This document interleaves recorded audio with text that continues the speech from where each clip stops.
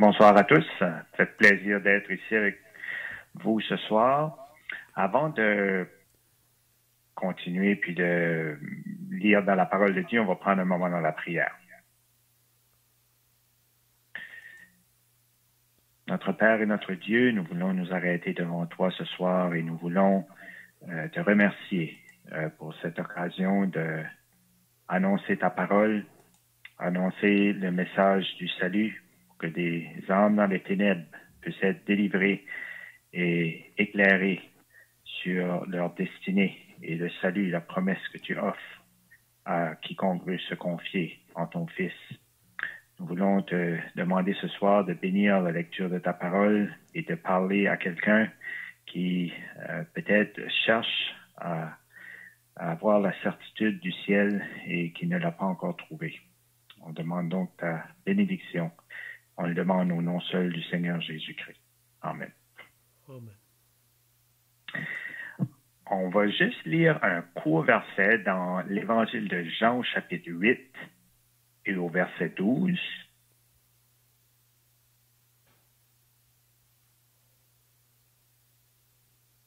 Donc, Jean, chapitre 8, et verset 12.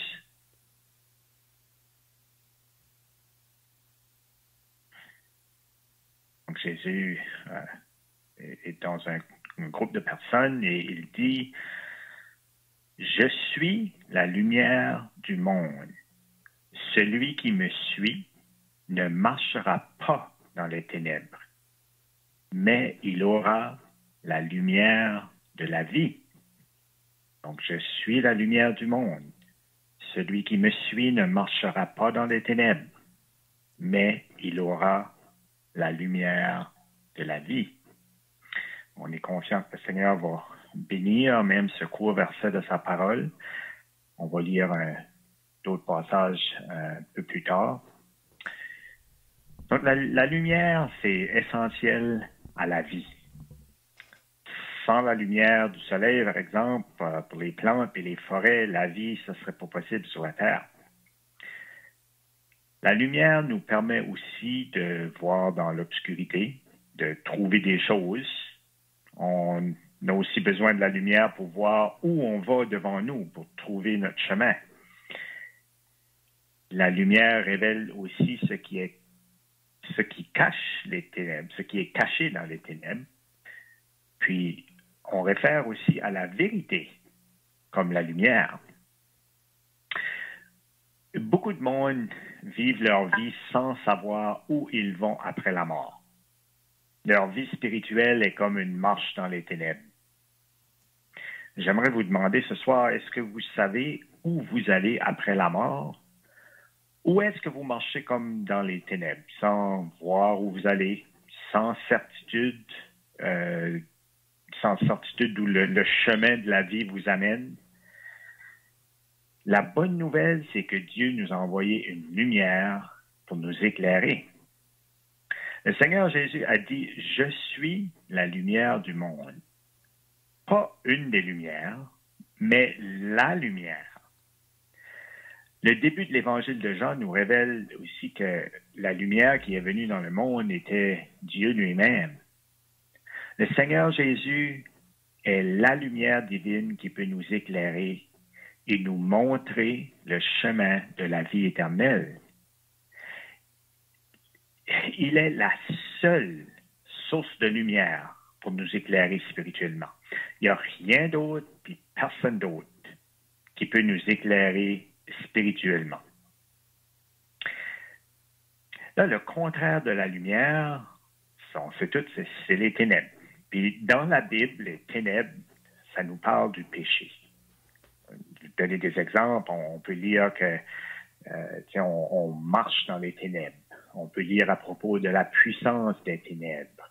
On peut lire aussi dans la Bible des œuvres des ténèbres. Donc, les ténèbres dans la Bible nous parlent du péché. Puis Dieu et puis le péché, ça ne va pas ensemble. C'est pareil comme la lumière et les ténèbres, ça ne peut pas exister ensemble. C'est impossible qu'ils fassent clair et noir en même temps. Le péché est attaché à nous et à cause qu'on marche dans les ténèbres du péché, on est séparé de Dieu. L'humanité entière est privée de la présence de Dieu. La Bible nous dit que tous ont péché et sont privés de la gloire de Dieu. On est tous nés d'une race qui était tombée dans le péché et on est nous-mêmes perdus dans les ténèbres du péché. La Bible nous dit qu'on est par nature des enfants de colère. Donc, on est incapable de se débarrasser de nos péchés. On est sous la puissance des ténèbres. Puis, la condition de l'humanité, on pourrait dire, c'est désespéré. Ce sont les ténèbres éternelles du jugement de Dieu qui nous attendent après notre mort. Donc, on a tous besoin de la lumière divine pour nous éclairer et nous montrer le chemin de la vie éternelle. Dans d'autres mots, on a tous besoin d'être sauvés de nos ténèbres du péché. Le Seigneur Jésus, le Fils de Dieu, est descendu sur notre terre de ténèbres, est descendu du ciel sur notre terre de ténèbres, justement pour nous sauver du péché. Lui, il n'était pas sous la puissance du péché. Le péché n'avait aucune emprise sur lui, parce qu'il était pur, sans péché. Il ne pouvait même pas pécher parce qu'il était Dieu. Puis à cause de ça, il est le seul qui peut nous délivrer du pouvoir du péché. Il a dit, je suis la lumière du monde. Celui qui me suit ne marchera pas dans les ténèbres, mais il aura la lumière de la vie. Donc, pour sortir des ténèbres, il faut suivre la lumière. Si vous voulez être sauvé des ténèbres du péché, vous devez suivre la lumière du monde, c'est le Seigneur Jésus. Le Seigneur Jésus, il a brillé sur cette terre. Il a fait des miracles, fait le bien, guéri des malades. Il a prouvé qu'il était envoyé de Dieu pour sauver les pécheurs des ténèbres du péché. Mais pour sauver les pécheurs des ténèbres du péché, puis du juste jugement de Dieu contre nos péchés, il devait prendre notre place sous le jugement de Dieu. Donc, j'aimerais que vous tourniez avec moi dans Marc au chapitre 15. On va lire le passage, un des passages de la crucifixion du Seigneur. Donc, Marc chapitre 15. On va commencer au verset 21. Je vais vous donner quelques secondes pour vous rendre là. Évangile de Marc, chapitre 15, verset 21. Donc, les hommes religieux du temps du Seigneur voulaient se débarrasser de lui. Ils n'ont pas voulu accepter la lumière, ils ont préféré les ténèbres à la lumière. Puis après l'avoir arrêté et mené devant les autorités romaines, ils ont demandé sa mort. Il a été livré pour être cloué sur une croix pour mourir. Donc, on va lire à partir du verset 21. Ils forcèrent à porter la croix de Jésus un passant qui revenait des champs, Simon de Cyrène, père d'Alexandre et de Rufus, et ils conduisirent Jésus au lieu nommé Golgotha, ce qui signifie lieu du crâne. Ils lui donnèrent à boire du vin mêlé de myrrhe, mais il ne le prit pas. Ils le crucifièrent et se partagèrent ses vêtements, en tirant au sort pour savoir ce que chacun aurait. C'était la 3e heure quand ils le crucifièrent. L'inscription indiquant le sujet de sa condamnation portait ces mots, le roi des Juifs. Ils crucifièrent avec lui 2 brigands, l'un à sa droite, l'autre à sa gauche, et ainsi fut accompli ce que dit l'Écriture, il a été mis au nombre des malfaiteurs. Les passants l'injuriaient et secouaient la tête en disant, « Et toi qui détruis le temple et qui le rebâtis en 3 jours, sauve-toi toi-même en descendant de la croix. » Les principaux sacrificateurs aussi, avec les scribes, se moquaient entre eux et disaient, « Il a sauvé les autres et il ne peut se sauver lui-même. Que le Christ, le roi d'Israël, descende maintenant de la croix, afin que nous voyions et que nous croyions. » Et ceux qui étaient crucifiés avec lui l'insultaient aussi. Non, verset 33. La 6e heure étant venue, il y eut des ténèbres sur toute la terre, jusqu'à la 9e heure. Et à la 9e heure, Jésus s'écria d'une voix forte, « Éloi, Éloi, lama sabachthani », ce qui signifie « Mon Dieu, pourquoi m'as-tu abandonné ?» Quelques-uns de ceux qui étaient là, l'ayant entendu dire, « Voici, il appelle Élie. » Et l'un d'eux courut remplir une éponge de vinaigre et l'ayant fixé à un roseau, il lui donna à boire en disant, « Laissez, voyons si Élie viendra le descendre. » Mais Jésus, ayant poussant un grand cri, expira. Le voile du temple se déchira en deux, depuis le haut jusqu'en bas. Le centenier qui était en face de Jésus, voyant qu'il avait expiré de la sorte, dit, « Assurément, cet homme était fils de Dieu. » Donc, on voit dans le passage la lumière du monde, le Seigneur Jésus, au milieu des ténèbres du jugement de Dieu. 3 heures de ténèbres. Et il s'écrie, « Mon Dieu, pourquoi m'as-tu abandonné? » Lui, il savait la réponse à cette question-là. Il posait vraiment la question pour moi et toi. Est-ce que tu sais pourquoi?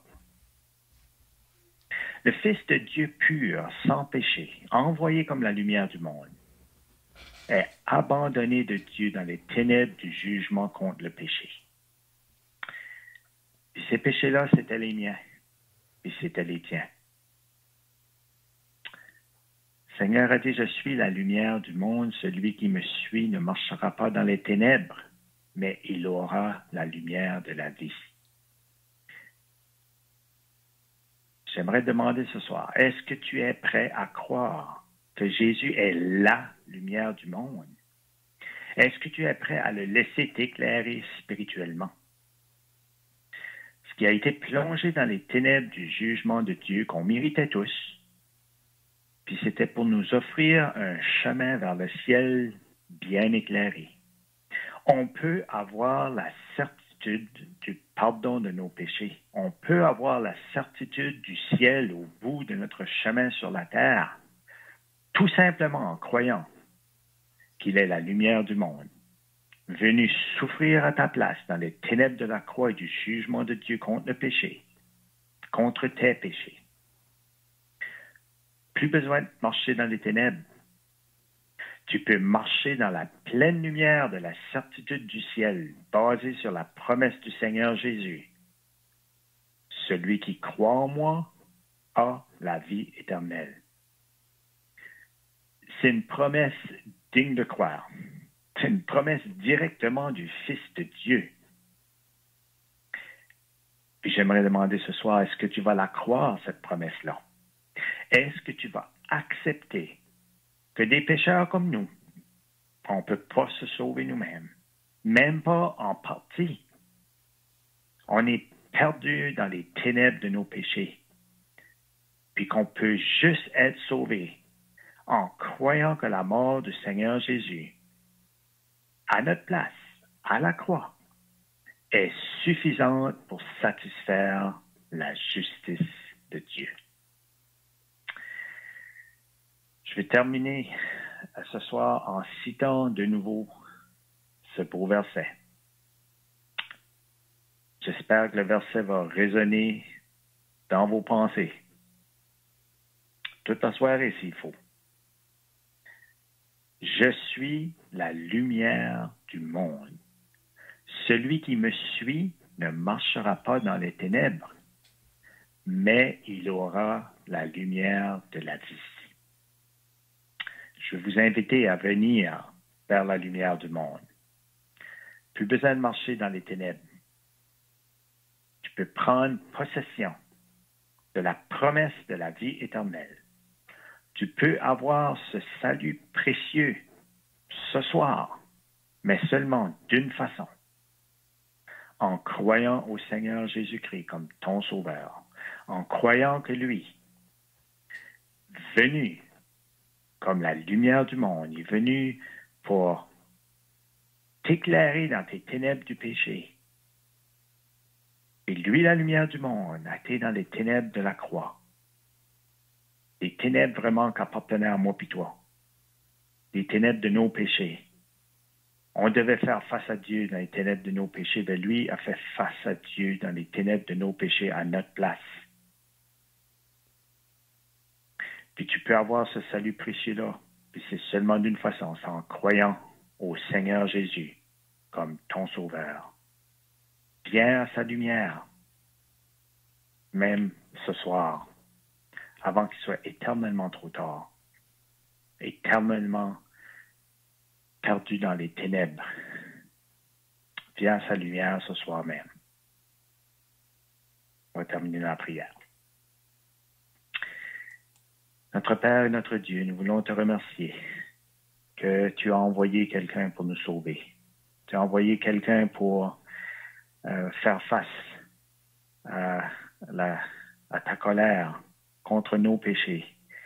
Une colère que nous, on n'aurait jamais pu satisfaire. Il n'y avait aucune justice en nous. Il n'y avait rien en nous qui pouvait te plaire.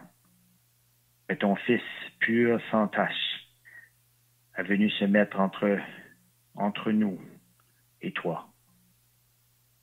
Et il a pris sur lui la colère qui devait nous atteindre. Il a souffert énormément à la croix, à notre place. Tout ce que nous, on devait souffrir. Il l'a pris sur lui-même pour nous épargner.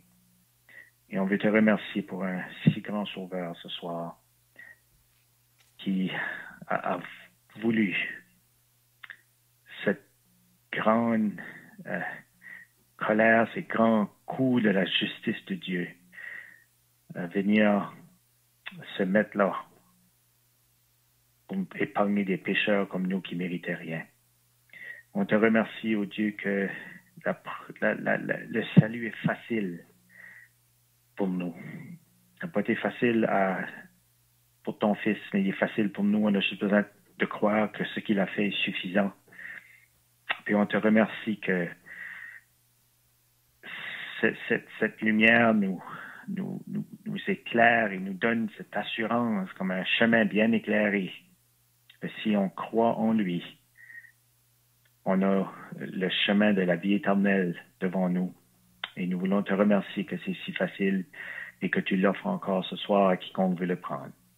Donc, on te demande de bénir ce petit message, la parole qu'on a lue, et que quelqu'un pourrait réaliser qu'il y a une délivrance des ténèbres du péché et que c'est à travers ton Fils. On te prie en son nom précieux. Amen. Amen.